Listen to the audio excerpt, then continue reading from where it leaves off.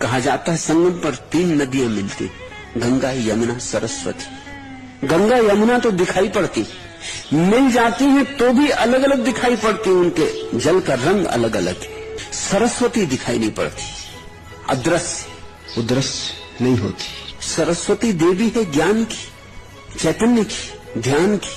तीर्थ बनाया ही इसलिए है वहां, क्योंकि त्रिवेणी ही सारे जीवन का तीर्थ है।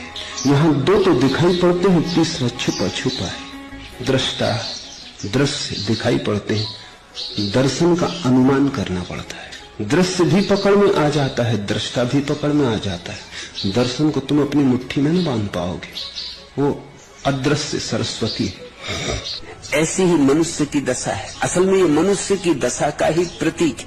तुम्हारे भीतर शरीर और मन तो दिखाई पड़ते हैं, यद्यपि मिले जुले हैं, फिर भी उनकी धारा अलग अलग दिखाई पड़ती, रंग अलग अलग है। चेतना दिखाई नहीं पड़ती, चेतना ही सरस्वती है। तुम्हारी चेतना नहीं दिखाई पड़ती, वह सरस्वती। तो मन, शरीर और आत्मा, इन 3 का मिलन तुम्हारे भीतर हो रहा है। यही है प्रयागराज, तीर्थों का तीर्थ। कहीं और जाने की जरूरत नहीं है।